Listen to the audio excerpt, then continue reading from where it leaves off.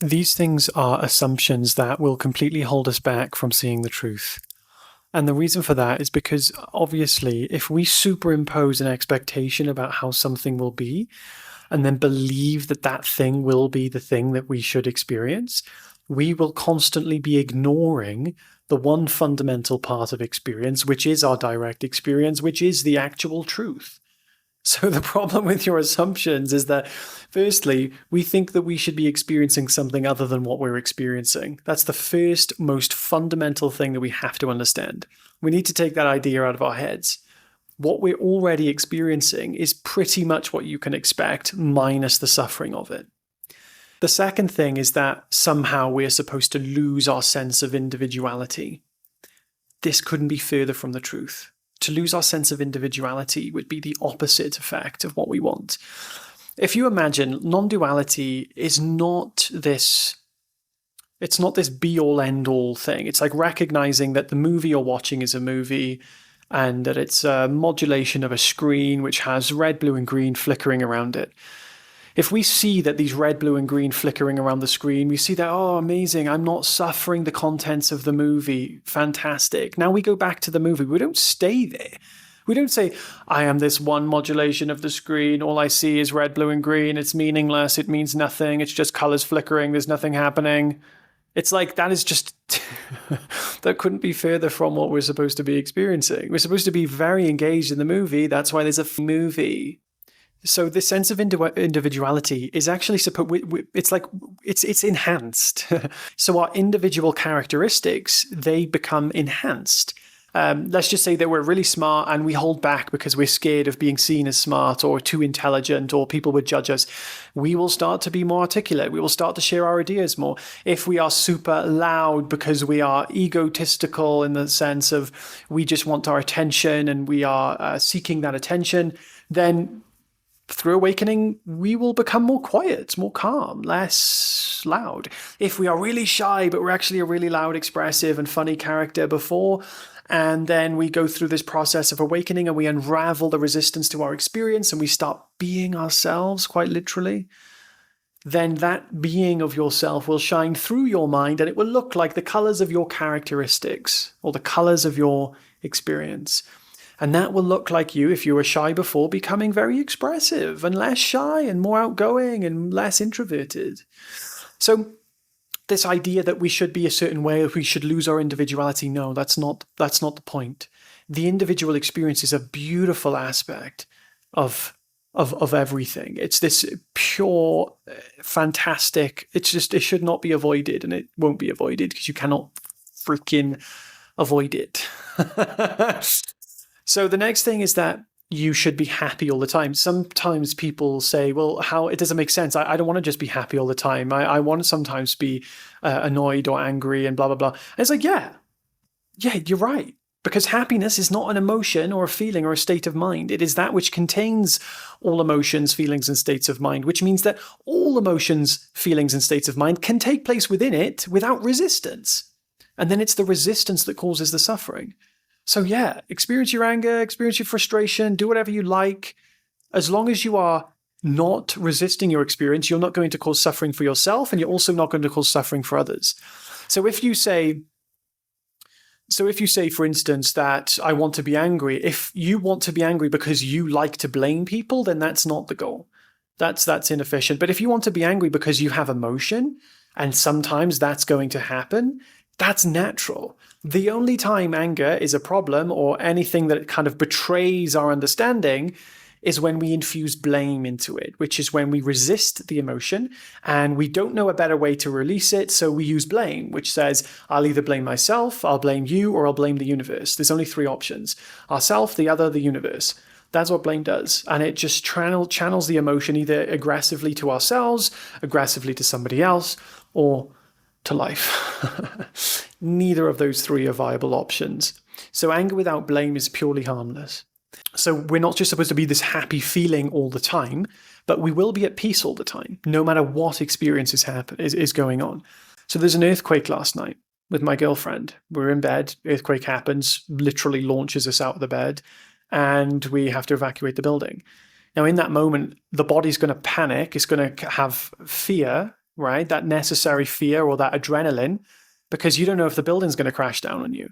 So in that moment, there's this experience of fear, but there's this experience of poisonous. There's a poisonous to the fear. There's a poisonous to experience. The fear takes place in me. The fear doesn't take place as me.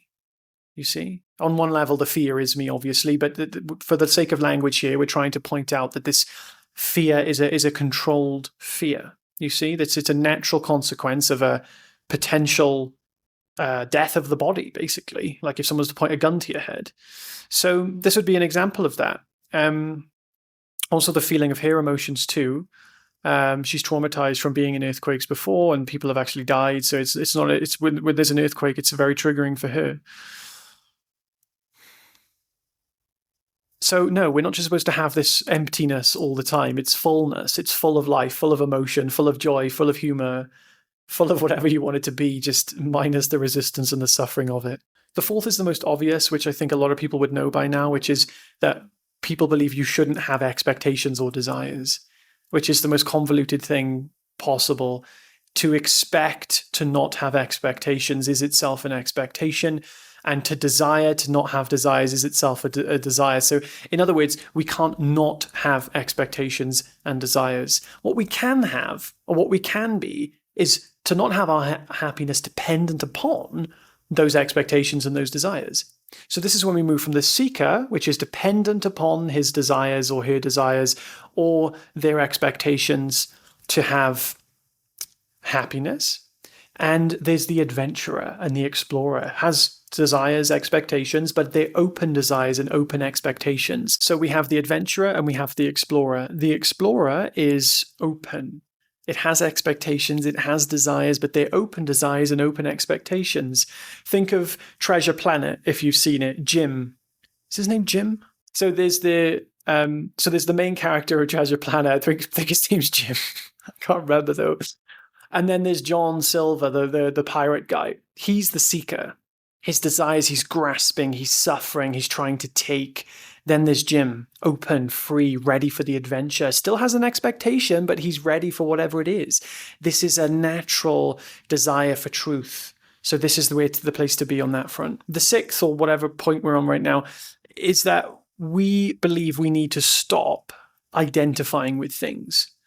This is one huge fundamental mistake. It's necessary at first if we have believed that we are a separate individual for our entire lives and identified with just one thing, namely the body and thoughts and feelings, to then, we could say, disidentify or untangle that belief that we are fundamentally the body.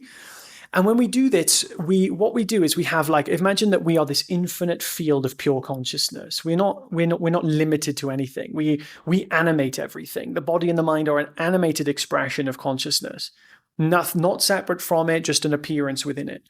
And that's what gives life to the body and the mind. Now, the belief in separation is when we identify with the body and the mind, and it's as if we plug one infinite field of pure consciousness into the body and the mind, and we believe that the body and the mind are what are supplying our existence with life energy. We believe that the body and the mind are like this little battery pack that creates the energy of consciousness, that without it, consciousness would disappear and die, and we wouldn't exist anymore. That is the only thing we need to uproot. If we remove that, we realize that we have complete autonomy. We are an infinite existence. And that is where the body gets its energy. That's where it gets its life supply, so to speak. So we are existence that gives energy to anything that seems to appear, including the body and the mind, which pretty much everything that we experience is our mind or our body. There's no other objects that's separate from that. And then there's nothing separate from that, from consciousness. So it's not about not identifying with things. It's about stopping identifying with just one thing. We are the isness of the entirety of our experience. The fact that something is, we don't need to know what it is. I don't care what it is. The fact that it is, though, is something I care about, because it is. And you can't deny that it is. So the thing that it is, regardless of what it is it exists. And we are that exists. The stuff that gives it existence, we share that existence. So that which we am is that which is. So there is no distance or difference between what I am and what that is. It's inseparable. So the problem is not that we need to stop identifying with thoughts, it's that we need to identify with everything, because everything is what we are. If by everything we know that everything is made of pure, infinite being or consciousness. I share meditations every single week in my free community. If you'd like to join, the links in the description and probably the comments and probably my bio and everywhere else you can find any type of link that is possible to join. See you later, guys. Take care. Bye.